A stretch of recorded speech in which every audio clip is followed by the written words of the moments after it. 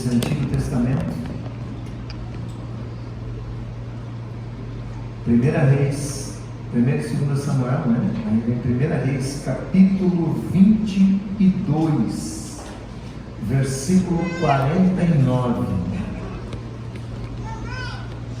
1 Reis, capítulo 22, versículo 49. A minha versão, que é a Nova Almeida atualizada, diz assim: Amém ou misericórdia? Amém? Josafá fez grandes navios para ir a Ofir em busca de ouro, porém não foram, porque os navios se quebraram em Ezion-Geber. Feche teus olhos e ora comigo. Senhor Deus e Pai maravilhoso, Jesus querido e amado, te agradecemos pela oportunidade e pelo privilégio que nos dá de virmos à tua casa, te cultuar e te adorar, e te agradecemos pelo louvor, Senhor, que foi uma manifestação da nossa adoração a Ti. Mas agora precisamos de Ti e da presença do Teu Espírito Santo. Queremos todos receber o alimento espiritual que Tu preparastes para as nossas vidas nessa noite. Por isso, Pai, eu te peço, esvazia-me de mim e enche-me do Teu Santo Espírito. Que não seja o homem falando, mas que Tu possas usar a minha boca e transmitir a mensagem que Tu preparaste para os Teus filhos nessa noite. Que o capacete da salvação esteja em nossas cabeças, para que a nossa mente esteja cativa em Cristo Jesus, e nenhuma seta de distração, Senhor, venha roubar a boa semente da palavra de Deus, que hoje será lançada sobre nossas vidas. Que em nossos corações ela encontre um solo fértil, onde ela possa germinar, florescer e frutificar, produzindo uma colheita abundante não só para nós, mas para aqueles que nos odeiam e Tu colocastes em nosso caminho. Essa é a minha oração com a Tua igreja, em nome de Jesus. Amém? Amém. Podemos nos assentar. Estranho. Que versículo o pastor Jairton foi escolher para pregar essa noite? E eu vou falar para vocês que desde o dia 13 de janeiro, esse versículo não sai da minha cabeça. O que Deus falou comigo não sai da minha cabeça. Vou repetir o versículo. Josafá fez grandes navios para irem a Ofir em busca de ouro, porém não foram, porque os navios se quebraram em Ezion-Geber. Se eu fosse dar um título para a nossa mensagem, e eu dei um título para a nossa mensagem, né? O título dessa mensagem é: O que tem me impedido de prosperar. Nós estamos iniciando um novo ano, onde todos os projetos se renovam, todos os planos são refeitos, as nossas ansiedades, as nossas esperanças, as nossas expectativas estão a mil, e todos estamos esperançosos de que esse ano seja melhor do que o anterior. E por isso Deus colocou essa mensagem. Quando eu li, Ele falou muito forte comigo. Muitas vezes nós não compreendemos porque nós traçamos planos que não se concretizam. Por quê? Se nós temos buscado andar na presença de Deus, na companhia do Senhor, fazer o que a palavra dele manda, os nossos planos chafurdam, são interrompidos. Quem de nós nunca virou o ano com o projeto de 2022 mais leve? Não precisa levantar o braço, não quero expor ninguém à vergonha pública, né? Mas a maioria de nós lá em 30 de dezembro, 31, diz: não, ano que vem eu vou começar um regime, ano que vem eu vou começar uma atividade física e eu vou eliminar os quilos que eu preciso eliminar. Muitos que se comprometeram a isso no dia 31, hoje é dia 23, já largaram de mão sério, não vai dar. Não vai, deu problema, gente. Deu problema na Kombi, como se dizia antigamente, pifou no meio do caminho, né? Por quê? Eu vou te dizer o porquê. A palavra de Deus vai nos revelar o porquê. Muitas vezes nós não conseguimos entender o porquê dos nossos planos não darem certo, das nossas estratégias fracassarem, embora no papel parecessem tão certas, tão corretas, ou mesmo de não conseguirmos progredir, ainda que sendo filhos de Deus, buscando andar na sua presença, tendo a promessa da vitória, parece que não vai, que as coisas travam. Ora, jejua, tem compromisso na igreja, mas não sai do lugar, tem um relacionamento íntimo com Deus, mas parece que tem uma pedra que o impede de prosseguir. Enquanto olhamos para o lado e vemos muitos ímpios se dando bem, nadando de braçada larga, deslanchando na vida, surfando na crista da onda, vivendo de uma forma completamente contrária à palavra de Deus. Como pode? Deus, como pode? O nosso versículo de abertura fala acerca de um rei de Judá, o rei Josafá, que depois de Davi está destacado na Bíblia como um dos maiores reis que o povo hebreu teve. Josafá, eu vou contar um pouquinho para vocês, para aqueles que não conhecem, que não estão acostumados com a Bíblia. Josafá, ele foi filho do rei Asa. Israel começou como nação, uma tribo que não tinha um rei. O rei de Israel era o Senhor. Israel tinha juízes, mas o povo de Israel olhou para o lado, todo mundo tinha um rei que via, só eles tinham um rei que não viam, que era Deus, que era invisível. E aí eles fizeram um rei, instituíram. O primeiro rei da nação de Israel foi Saul. Saul pecou, desagradou a Deus, Deus tira o reino de Saul, dá para Davi. Todo mundo conhece o rei Davi. O filho de Davi, Salomão, excelente, um homem muito sábio, mas que se perdeu na vaidade. Quando você lê, tu vai compreender o que eu estou dizendo, tanto quando chegar lá em Lamentários, né? Lá em Eclesiastes ele diz, olha, vaidade, tudo é vaidade na vida. O filho dele já não soube reinar corretamente, e o reino foi dividido, Israel e Judá. A tribo de Judá ficou com Judá e Benjamim. Diversos reis vieram da descendência de Davi, que era a promessa de Deus que jamais faltaria um rei no trono da descendência de Davi. Asa era o pai de Josafá. Asa foi um rei que começou muito bem. Quando Asa começou a reinar, e você vai ver isso lá, por exemplo, em 2 Crônicas vai falar acerca de Asa, né? Ele começou temente a Deus, ele começou derrubando postes ídolos, fazendo o povo se voltar para Deus. Mas no final do seu reinado, a soberba tomou conta de Asa, o orgulho tomou conta de Asa, e ele apartou o coração dele de Deus.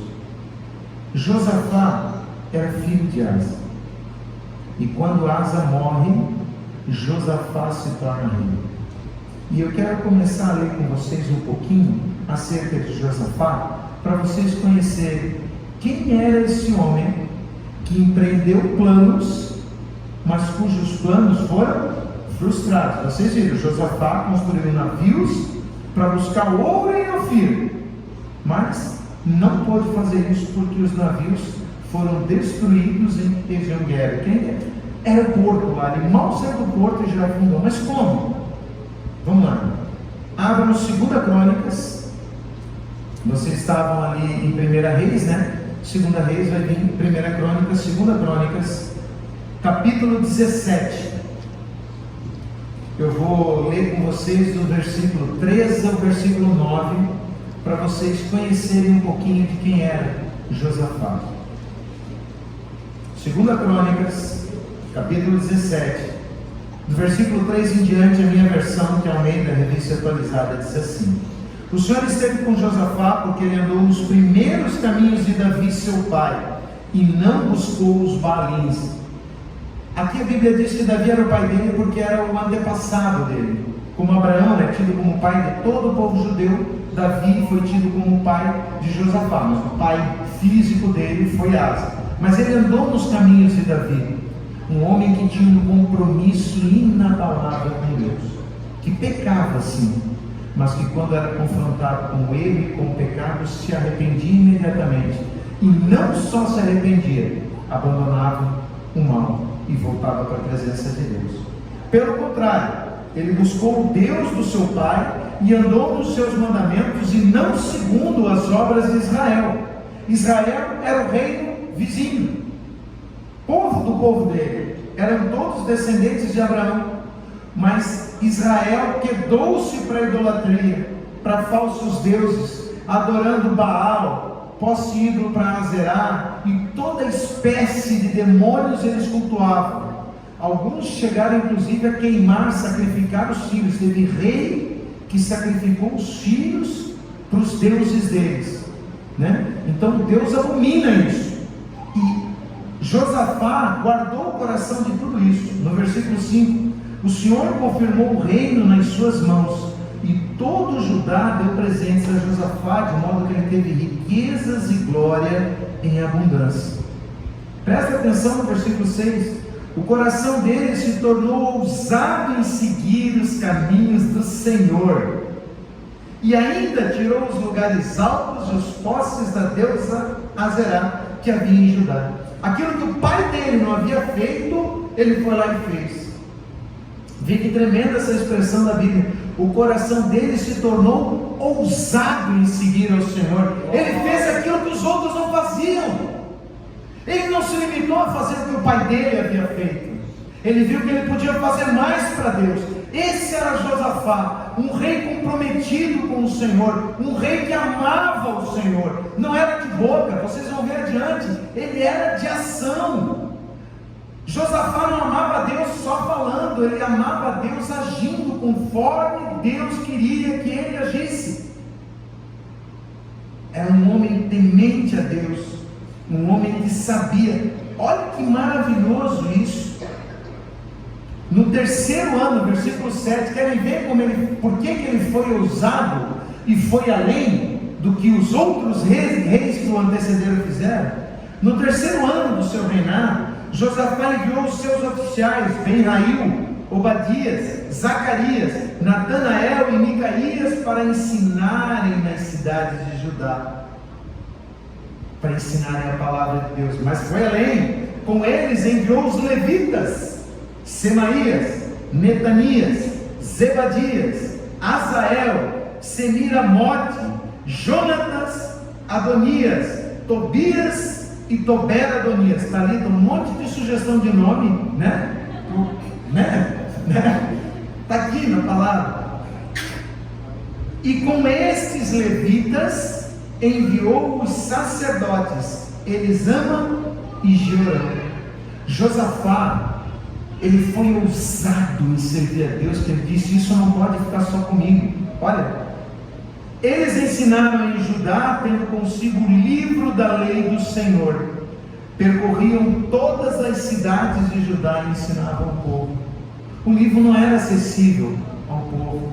Ele disse: a palavra de Deus é preciosa demais, ela não pode ficar só comigo. Ele selecionou uma elite de ministros, professores, levitas, adoradores, sacerdotes que ensinassem o povo a como se portar diante de Deus, e disse: vão pelo reino e façam o povo conhecer esse Deus maravilhoso.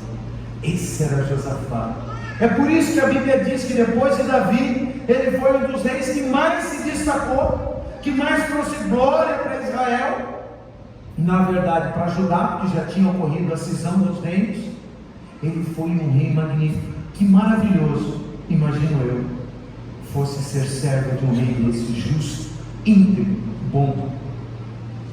Ele determinou que a palavra de Deus fosse repassada para toda a nação.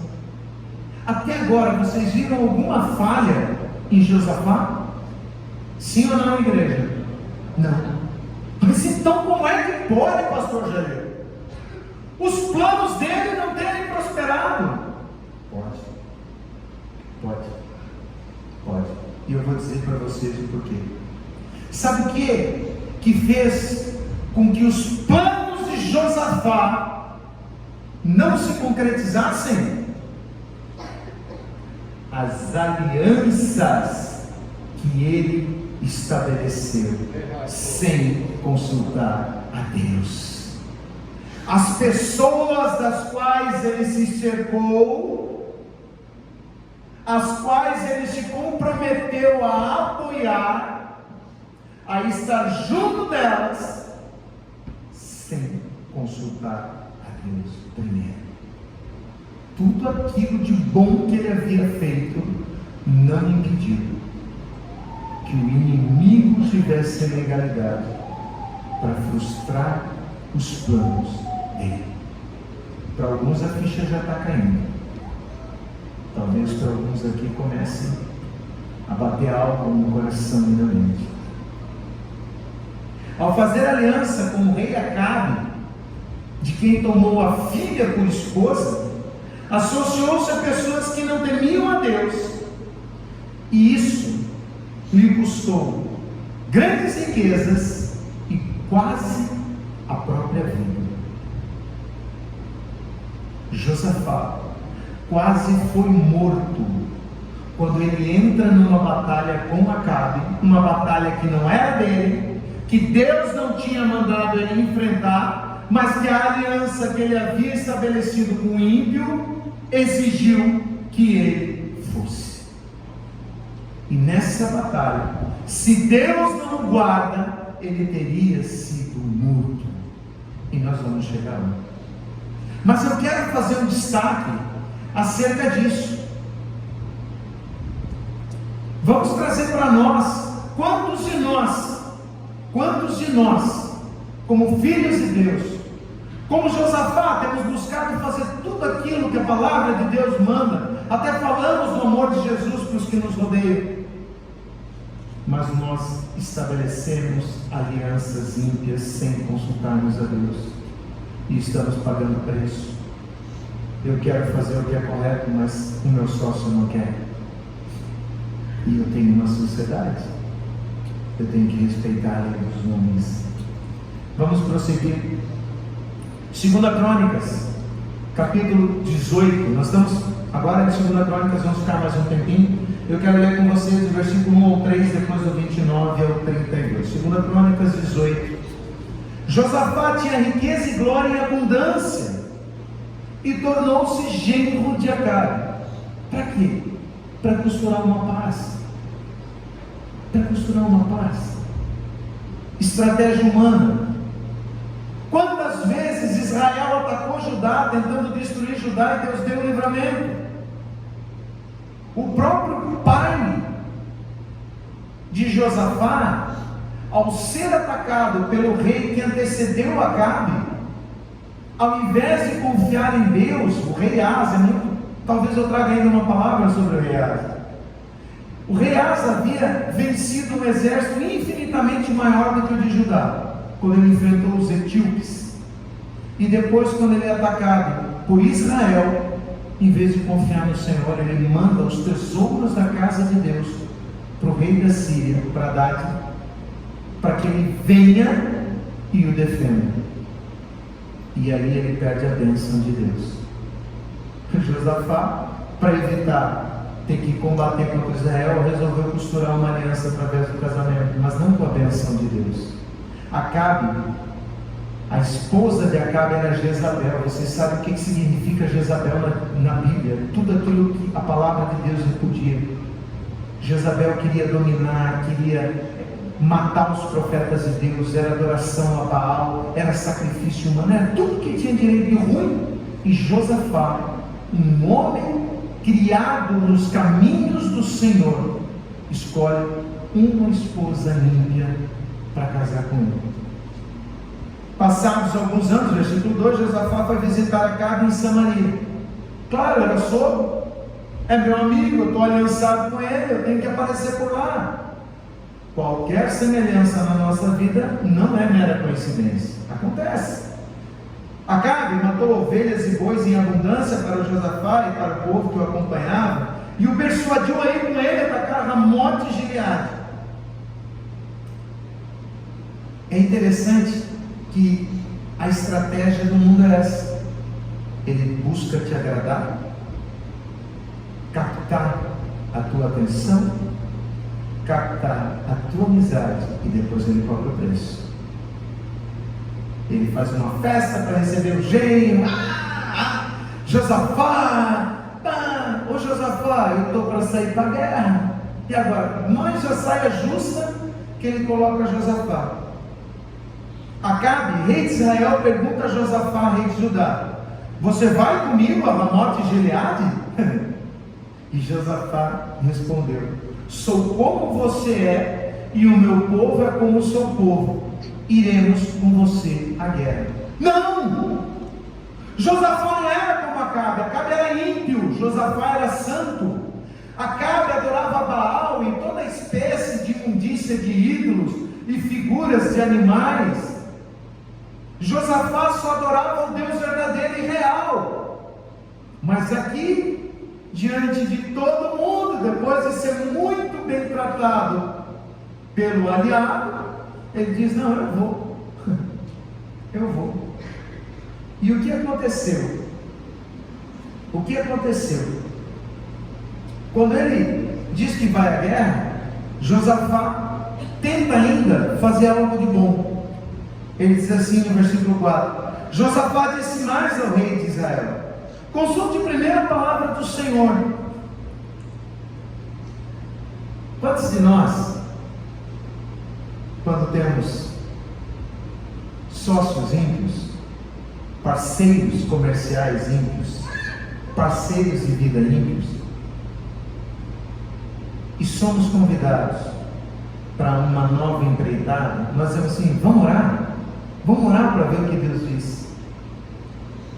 Só que, infelizmente, a fé de Acabe não se assemelhava em nada à fé de Josafá.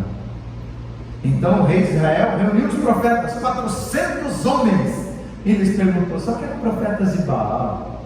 Nos céus de Deus Altíssimo. Devemos ir lutar contra Ramote e Gileade, ou devo me conter? E esses falsos profetas responderam: vá, porque Deus o entregará nas mãos do rei. Josafá, que não era bobo nem nada, sabia muito bem o que era um profeta de Deus, como um profeta de Deus se manifesta. Olha para o rei. Acabe diz assim: mas Josafá perguntou: não há aqui ainda algum profeta do Senhor para consultarmos? Tipo, não é essa traiarada que tu trouxe, que vai falar o que tu quer? E o rei de Israel respondeu a Josafá: há um ainda, por meio de quem podemos consultar o Senhor, mas eu o odeio, porque nunca profetiza de mim o que é bom, mas somente o que é mau. O nome dele é Micaías, filho de Imlá. Claro que é profetizar coisa ruim. Que Deus não se zomba, que o homem semear vai colher. O cara só fazia asneira. Claro, o que o profeta vinha era chamar a atenção dele e dizer: olha, tu está atraindo maldição para a tua vida e para a tua descendência. Mas infelizmente, Josafá, que era um homem que temia Deus, que andava nos caminhos de Deus, que se portava na presença de Deus como um servo de Deus deve se portar, era um excelente rei, por conta da aliança que havia assumido com Acabe. Ele vai à guerra com Acabe. Ele vai à guerra com Acabe, mesmo tendo recebido do profeta do Senhor a previsão de que Deus destruiria Israel naquela batalha e de que Acabe seria morto. Talvez o que tenha levado Josafá, pastor Elado, a acompanhar Acabe, quem sabe comigo estando lá, Deus vai protegê-lo. Quantos de nós já não pensamos isso? Não, mas comigo ali eu abençoo a vida dele. Então tá bom, vamos fazer uma retrospectiva. objetiva. Tu está mais abençoando ele ou ele está mais te amaldiçoando? Tu prosperou mais estando com ele ou tu está tipo caranguejinho andando para trás assim, né? E insistindo.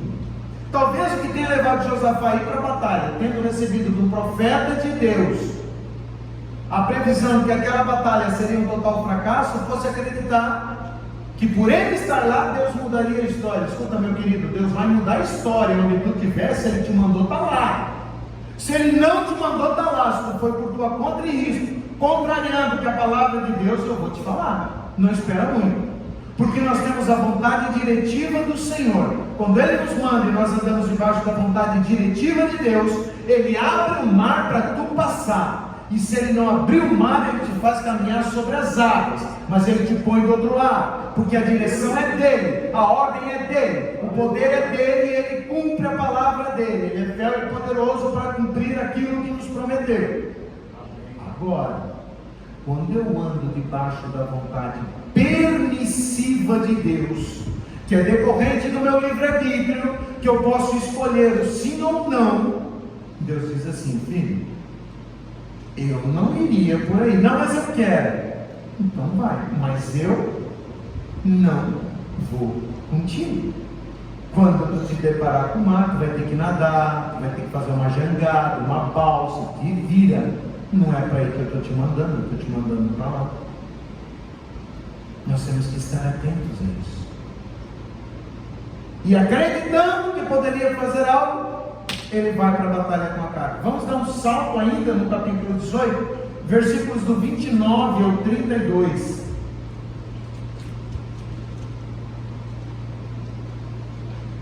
Do 29 ao 32, começar, vamos lá, 28, capítulo 2 Crônicas, capítulo 18. O rei de Israel e Josafá, rei de Judá, foram atacar Ramote de Gileade.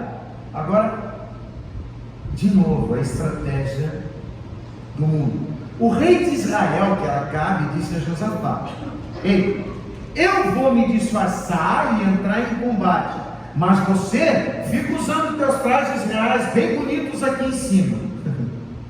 O que ele estava querendo usar, Josafá? Como isca. Foi o seguinte, ó: eu vou para a batalha como um qualquer. Tu não bota teus trajes reais bem bonitos e fica aqui em cima. Tu fica para chamar a atenção. Querem ver por quê? Olha o versículo 30.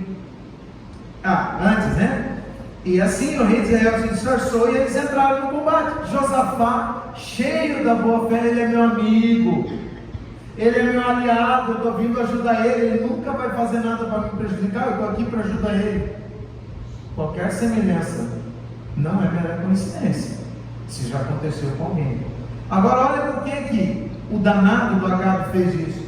Ora, o rei da Síria havia ordenado aos capitães dos seus carros de guerra que não lutassem nem contra pequeno nem contra grande, mas somente contra o rei de Israel. Quando os capitães dos carros viram Josafá, disseram: aquele é o rei de Israel, e se dirigiram até ele para o atacar. Era bobinho o Acabe. O que tinha, os carros de guerra era como se fosse um blindado de hoje, era a arma mais mortífera de um campo de batalha.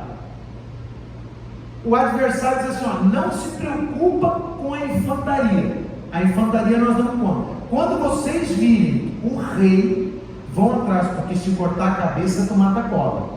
Se nós derrubarmos o rei, acabou a batalha.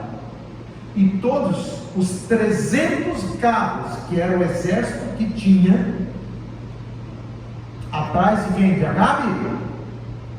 Josafá. Quando eles veem o cara brilhando lá em cima com a armadura de rei, está lá o nosso objetivo. Quando Josafá viu aquilo, e se dirigiram até ele para o atacar, porém Josafá gritou, e o Senhor o socorreu. Deus os desviou dele. Quando os capitães dos carros de guerra viram que não era o rei de Israel, deixaram de perseguir.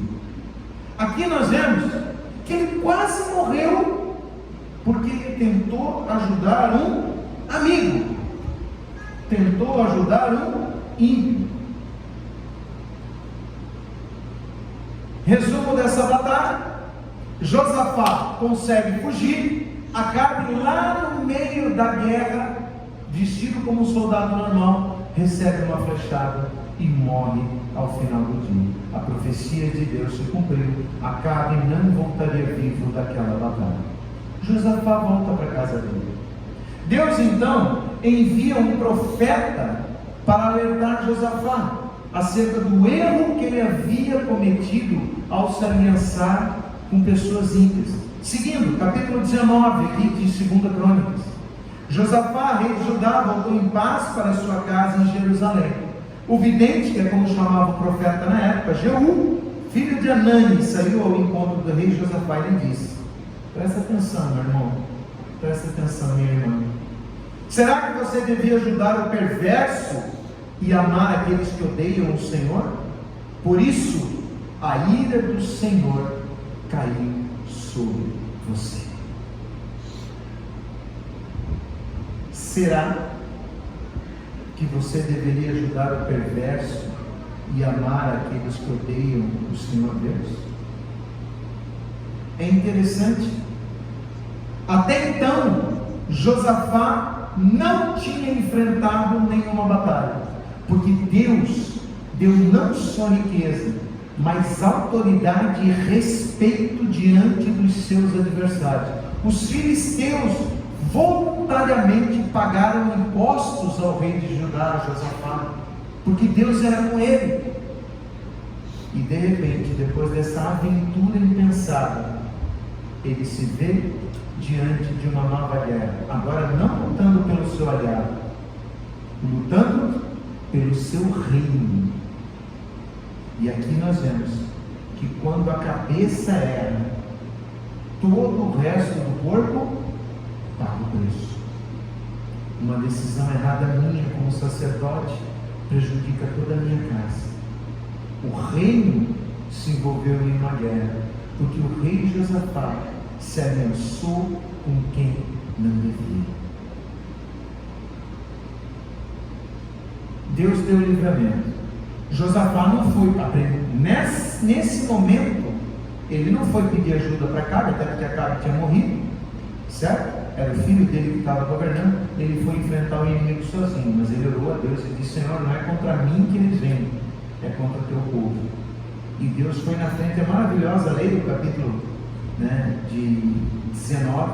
Tu vai ver que Deus deu uma vitória tremenda ali no capítulo 20, a oração que Josafá faz para que ele obtenha essa vitória. É tremendo, é maravilhosa, né? Mas Josafá volta a cometer o mesmo erro. 2 Crônicas, capítulo 20, vamos pegar os versículos 35 ao 37.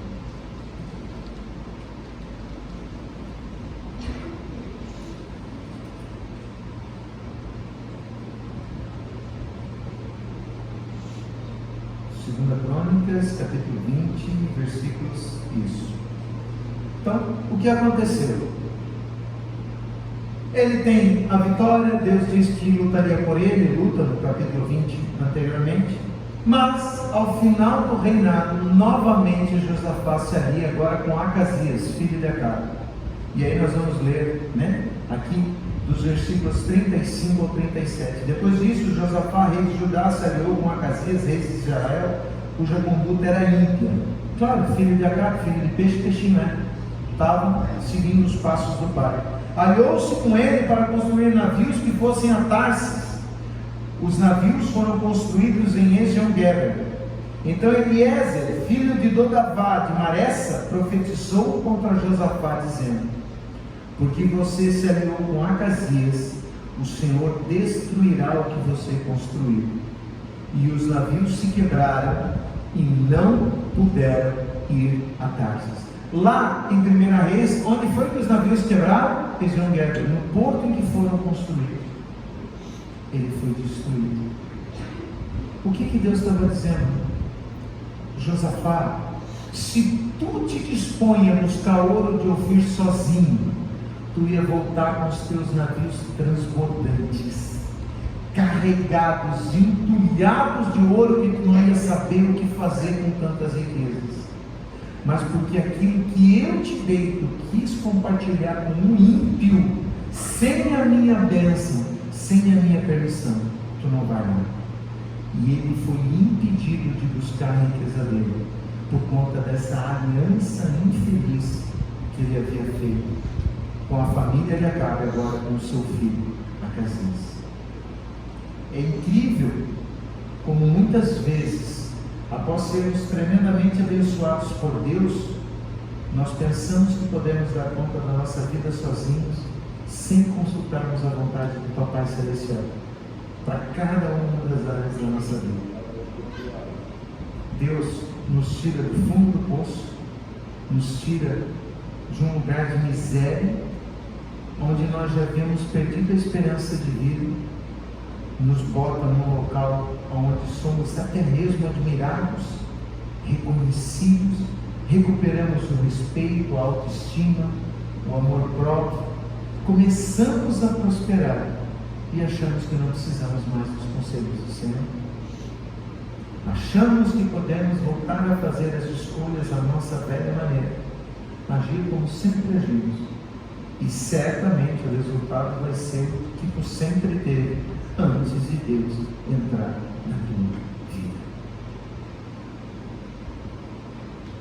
Não buscamos o seu consentimento, nós não buscamos mais o consentimento de Deus acerca das pessoas com as quais pretendemos nos associar, seja para estabelecermos laços de família, seja para estabelecermos laços comerciais, ou até mesmo laços profissionais. Não, ele não é de Jesus. Mas eu converto ele. Será que tu converte ele ou ele te desconverte? O homem diz assim: não, eu ganho ela para Jesus, depois eu levo ela à igreja comigo na força.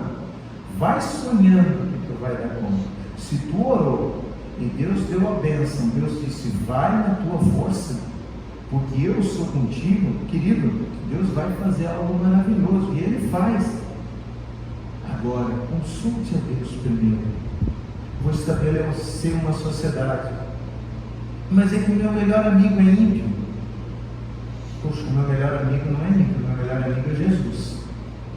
Esse é o meu melhor amigo.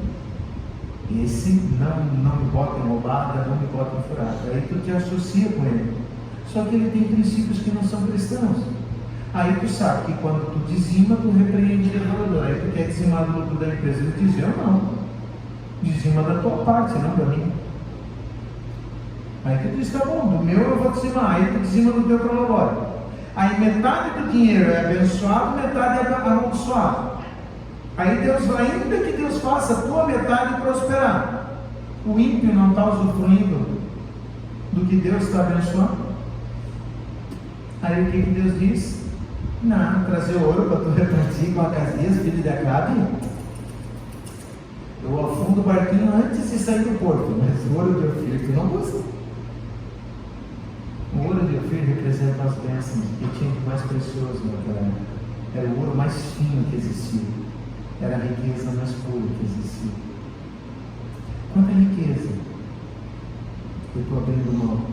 E quando eu falo em riqueza, eu não estou falando só do financeiro. Eu estou falando da presença de Deus. Porque os amigos me influenciam. É incrível. Eu ministro casados para sempre.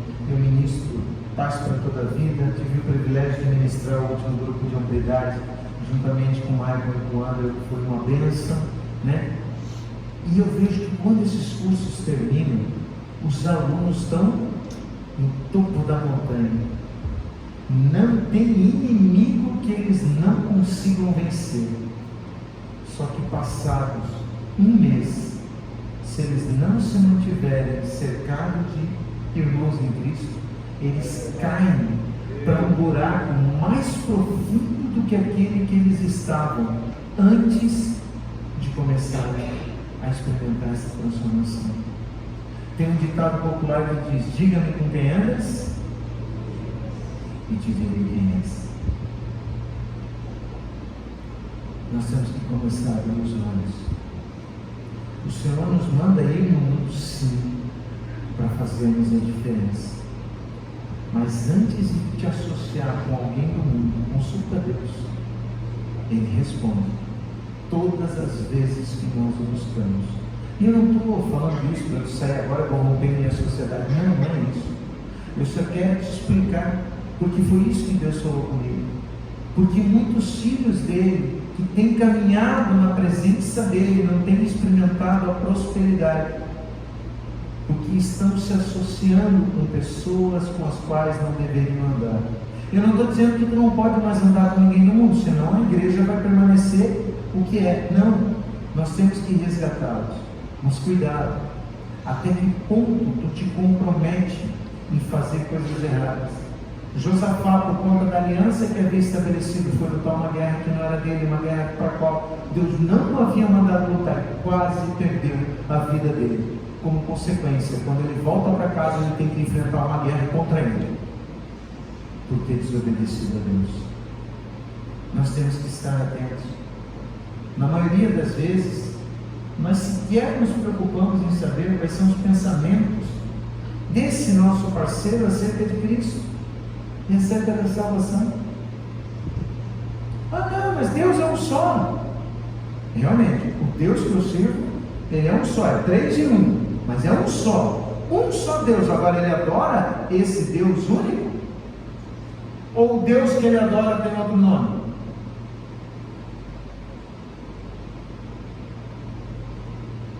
Nós não nos preocupamos com isso. Mas a palavra de Deus diz que nós não devemos nos submeter a jugo desigual. Jugo desigual, se imagina, aí tu quer que o negócio prospere. Tu vai lá e faz uma vigília de oração. Ele mata 2 galinhas pretas, uma garrafa de cachaça e um charuto na ponta, um prato de farofa, pá, põe na encruzilhada. Aí Deus abençoa a tua oração, ele vai dizer que foi o Exu dele lá que deu jeito. Você já pensou nisso? Né? Tu está querendo, Senhor, abençoa. Tu até gosta de galinha, tu nem sacrifica as bichinhas, né? E ele está mandando galinha roubada para. É o que acontece quando nós nos associamos a pessoas que não seguem a nossa fé, que não têm o nosso credo. E algumas disputas começam a acontecer. Paulo foi muito claro, já estou me encaminhando para o final, 2 Coríntios. Vamos lá para o Novo Testamento agora, para vocês não acharem que é só no Antigo Testamento que fala disso. 2 Coríntios, capítulo 6, versículos do 14 ao 18. 2 Coríntios, Mateus, Marcos, Lucas, João, Atos, Romanos, 1 e 2 Coríntios, né? Antes de Gálatas. 2 Coríntios, capítulo 6, versículos do 14 ao 18, a minha versão diz: não se ponham em julgo desigual com os descrentes, pois que sociedade pode haver entre a justiça e a iniquidade? Ou que comunhão existe entre a luz e as trevas? Que harmonia pode haver entre Cristo e o maligno? Ou que união existe entre o crente e o descrente? Que ligação há entre o santuário de Deus e os ídolos? Porque nós somos santuário do Deus vivo, como Ele próprio disse: habitarei e andarei entre eles, serei o seu Deus e eles serão o meu povo. Por isso o Senhor diz: saiam do meio deles e separem-se deles, não toquem em coisa impura, e eu os receberei. Serei pai de vocês, e vocês serão meus filhos e minhas filhas, diz o Senhor Todo-Poderoso.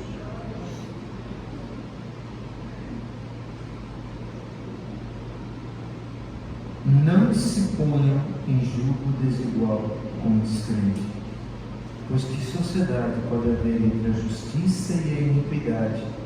Ou que comunhão existe entre a luz e as trevas? Talvez esse tenha sido o motivo e a razão pela qual os nossos sonhos, os nossos planos até hoje não têm se concretizado. Em 1 Efésios capítulo 5, faz 2 Coríntios, Gálatas, Efésios, né? 2 livros para frente. Efésios capítulo 5, versículos do 5 ao 11, eu quero ler com vocês.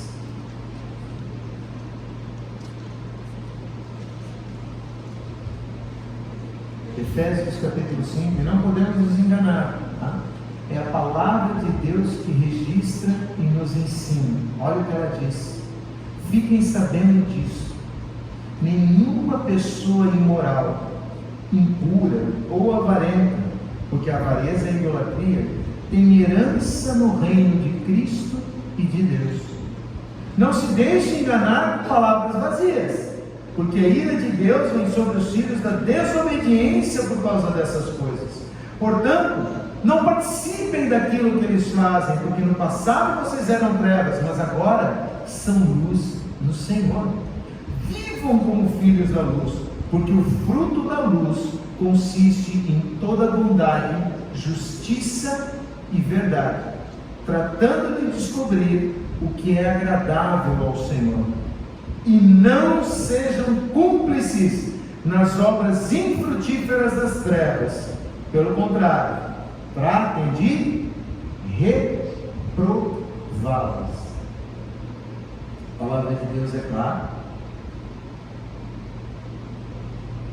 ao dizer que não devemos nos associar aos ímpios, e mais do que isso, não devemos participar daquilo que eles fazem.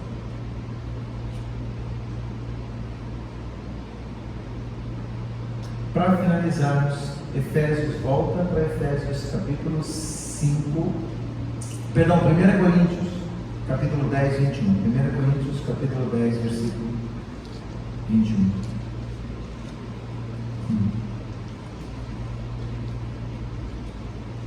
1 Coríntios, capítulo 10, versículo 21. Presta atenção. Vocês não podem beber o cálice do Senhor e o cálice dos demônios. Não podem ser participantes da mesa do Senhor e da mesa dos demônios. Precisamos nos conscientizar que nossas escolhas e companhias influenciarão nosso destino. Permitam que Jesus seja verdadeiramente Senhor em todas as áreas da sua vida. Confie nele. Ele sabe o que é melhor para você. E caso você tenha traçado planos, projetos, e tu estejas buscando a Deus, começa a prestar atenção. Começa a colocar diante de Deus todas as pessoas que estão para se associar contigo. E eu garanto que se Ele te der a aprovação, os teus caminhos prosperarão, e é tu que vai começar a nadar de braçada, como se diz, a prosperar. Os teus navios voltarão de Ofir, abarrotados de ouro fino, e tu será bênção para ti, para tua casa e para tua descendência.